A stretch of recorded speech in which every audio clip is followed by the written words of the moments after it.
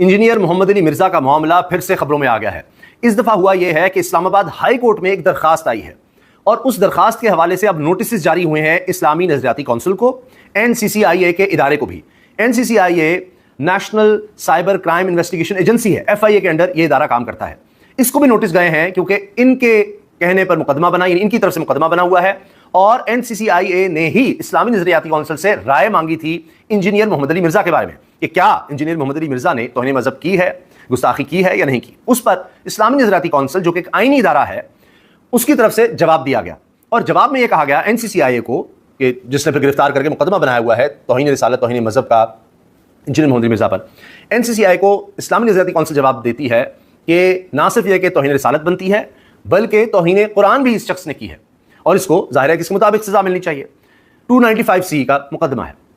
अब Islamabad high court में एक दरखास्त आती है कि जी ये मुकदमा गलत बना हुआ है या इनसे पूछा जाए कि इस्लामी नजरियाती काउंसिल ने क्यों इस तरह से कहा है। दरखास्त गुजार इंजीनियर मोहम्मद अली मिर्जा नहीं है, ये बड़ी अहम बात है। इस पर अदालत भी पूछती है दरखास्त गुजार से कि भाई इंजीनियर आए जिसके खिलाफ मुकदमा है, उसका मुकदमा तो निचली अदालत में चल रहा है, वो वहां पर अपनी बेगुनाही साबित कर सकता है। इन्वेस्टिगेशन का इदारा NCCIA इसकी तहकीक कर रहा है, इन्वेस्टिगेशन कर रहा है और उसी दौरान में उसने राय मांगी है इस्लामी नजरियाती काउंसिल से। तो आप किस हैसियत में आ गए हैं? तो जो शख्स दरखास्त लेकर इस्लामाबाद हाईकोर्ट में आया है वो ये कहता है कि जी मेरे ऊपर भी इस तरह के चुके मुकदमे बन चुके हैं, लिहाजा मैं इसलिए आ गया हूं। वरना अदालत में एक बुनियादी उसूल ये है कि जो मुतासरा फरीक होता है, जिसका कोई हक लिया गया हो या जिस पर मुकदमा बना है या जिस पर इल्जाम है, वो आ सकता है। ऐसी हर कोई नहीं आ सकता। ये मुकदमा किसी का है, मामला किसी का है, आप आ जाएं इसमें। तो इस पर अदालत ने अब ये देखना है, अदालत ने कहा भी है कि क्या ये दरखास्त बनती भी है, क्योंकि इंजीनियर की तरफ से नहीं आई है दरखास्त, तो देखना होगा दरखास्त बनती भी नहीं बनती। उस पर अब इस्लामी नजरियाती काउंसिल से, NCCIA से, दीगर लोगों से जवाब तलब कर लिए गए, नोटिस भेज दिया गया है। यह तो है एक खालिस्तान अदालती मामला इस्लामाबाद हाई कोर्ट में चल रहा है। निचली अदालत में अलग से चीजें चल रही हैं।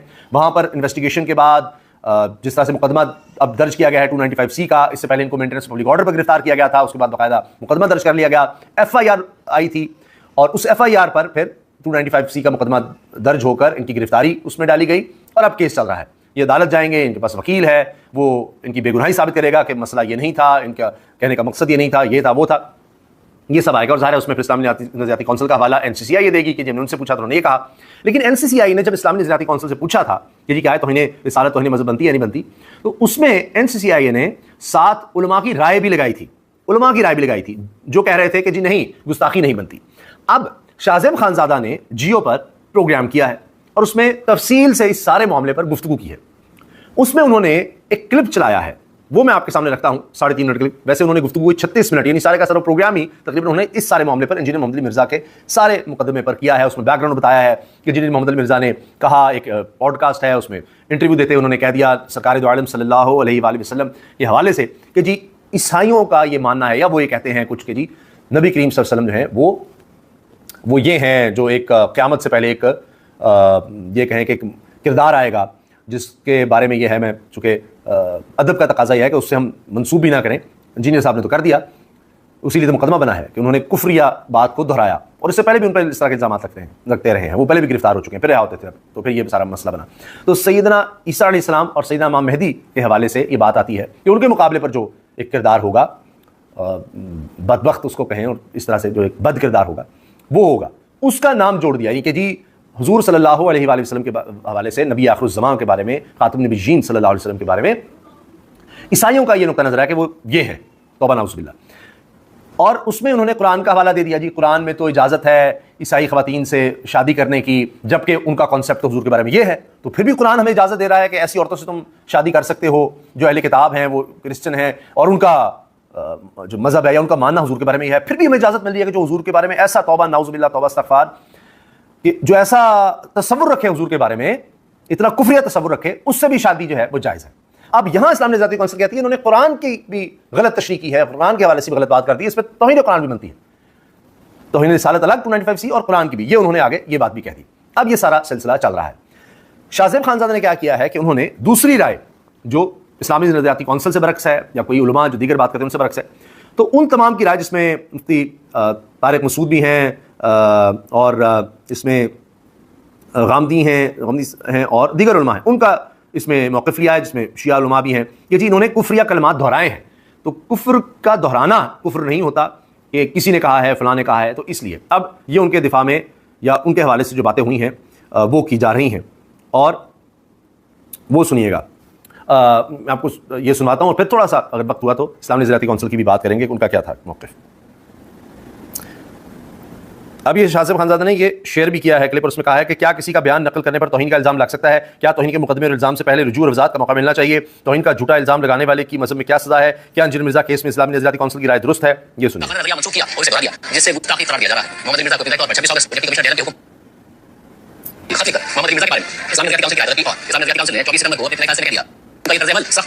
अच्छा, ये उसमें इस्लामी नज़रियाती बता रहे हैं कि उन्होंने ना सिर्फ ये कि तौहीन रिसालत की है बल्कि उन्होंने तौहीन कुरान भी की है। तो ये बात उनकी है। अब ये उलमा की राय सुनिएगा। उन्होंने पहले इस्लामी नज़रियाती काउंसिल का मौक़िफ़ भी सामने रखा। ये देखिए, ये तकरीबन हमने 8 उलमा की राय है। फ़िक्र के उलमा से बात की और उनका मौक़िफ़ मालूम किया, जबकि कुछ उलमा अपना मौक़िफ़ मुख्तलिफ प्लेटफॉर्म्स पर दे चुके हैं, वो भी हम आपके सामने रखेंगे। उनमें से मुतअद्दिद उलमा को मोहम्मद अली मिर्ज़ा की हिमायत की। इंजीनियर ने अगर ये कह दिया तो इस पे ये एतराज़ तो किया जाएगा कि ईसाई ऐसा कहते हैं कि नहीं कहते। ये एतराज़ नहीं किया जाएगा कि इंजीनियर ने नबी की तौहीन की है, क्योंकि इंजीनियर अली मिर्ज़ा ने खुद माज़अल्लाह नक़ल कुफ़्र नहीं कहा है, किसी और की तरफ निस्बत की है। किसी और की तरफ निस्बत करने से इंसान तौहीन रिसालत का मुर्तकिब नहीं हो जाता। 295 सी उस पे नहीं लगता। ये मुफ्ती तारिक मसूद की राय है।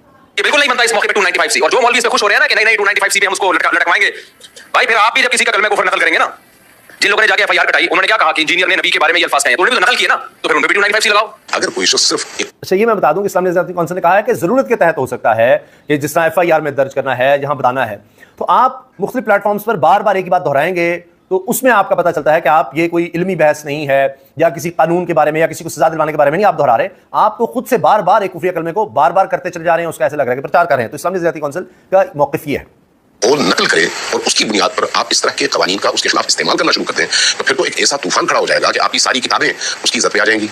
ये अल्लामा अमीन शहीदी साहब का ये कहना है कि जी फिर किताबों में चूंकि नकल होता है कि अगर आप ऐसी बात करेंगे तो आप तौहीन के मुर्तकिब होंगे, तो ऐसी बात तो किताबों में लिखी मिल जाती है कि ये तौहीन है, ये बात कहना तौहीन है, ये नहीं कहना चाहिए।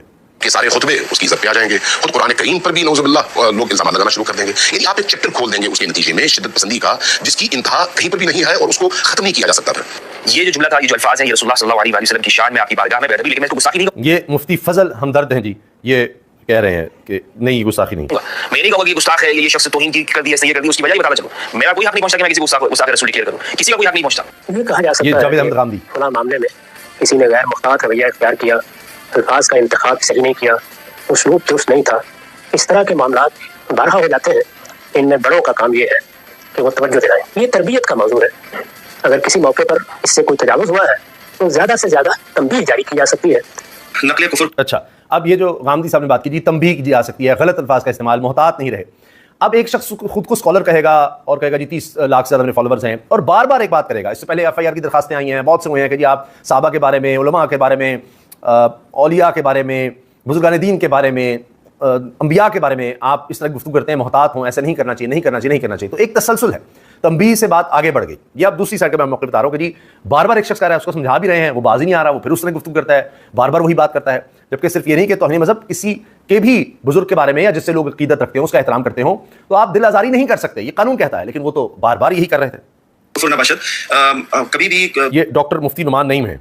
कोई चीज नकल करने से इंसान काफिर नहीं हो जाया करता। उनके जो जुमले थे या अल्फाज थे उससे कोई गुस्ताखी सरजद नहीं होती, ना ही वो गुस्ताखी के जुमरे में आते हैं। लिहाजा उनके ऊपर कोई भी हम ये समझते हैं कि कोई 295 सी या इस तरह का कोई भी कानून जो है उन पर लागू नहीं होता। अब ये अगला जो ये कहें मौक़िफ़ है वो है अल्लामा सैयद जवाद नकवी साहब का। कौल कोई नहीं तौहीन शुमार नहीं होता, जैसा कि एक मुहावरा बना हुआ है कि नकल कुफ्र कुफ्र न बाशद। किसी कुफिया कलमे को नकल करना, अच्छा ये इनका हो गया जी जवाद साहब। अब ये है मौलाना अम्मार खान नासिर या बयान करना, ये तो तौहीन रिसालत नहीं है। कुरान ने बेशुमार नकल किए हैं, कुफार के जो तबसरे थे रसूलुल्लाह सल्लल्लाहु अलैहि वसल्लम, तो कुरान ने नकल किए। तो अगर आप वो पढ़ के सुनाए कि कुफार ये कहते थे, तो नकल करने वाला तो तौहीन का मुजरिम नहीं। ये मसला खालिस करना नकल कुफ्र का है, और नकल कुफ्र जो होता है वो कुफ्र नहीं होता। नकल कुफ्र तो अल्लाह के बंदे, आप ये समझिए कि अल्लाह ताला ने कुरान में काफिर के कौल नकल किए हैं कि वो काफिर ये कहते हैं, वो यहूद ये कहते हैं, नसारा ये कहते हैं, सारी दुनिया ये कहती है। अब ये कह रहे हैं जी ये हाँ जी कुफ्र को नकल किया है उन्होंने, इसलिए नहीं। मगर मसला वही है कि अब दूसरी साइड कहती है कि ये बार बार करते रहे हैं इस तरह की बात, और बगैर इसके कि जी कोई इल्मी डिबेट है या समझाने के लिए या बताने के लिए कुफ्र है। आप अब उसको जोड़ इस तरह से रहे कि जी कोई अगर कुफ्रिया कलमा भी कहता है तो यानी ये कुफ्रिया कलमा है, हुजूर के बारे में इस तरह का तसव्वुर रखना है, बात करना। तो एक तो ईसाई मज़हब के मानने वाले स्कॉलर कहते हैं हमारे यहाँ ये कॉन्सेप्ट ही नहीं है, ऐसा नज़रिया नहीं है हमारा हुजूर सल्लल्लाहु अलैहि वसल्लम के बारे में, एक बात। दूसरा ये ये कह देना कि जी जिनका ये कहना है तो कुरान उसको जायज़ करार दे रहा है, ये अब इस्लामी निज़ाती कौंसिल कहती है कि ये भी गलत है, कुरान के हवाले से गलत तशरीह की और फिर हुजूर के बारे में बार बार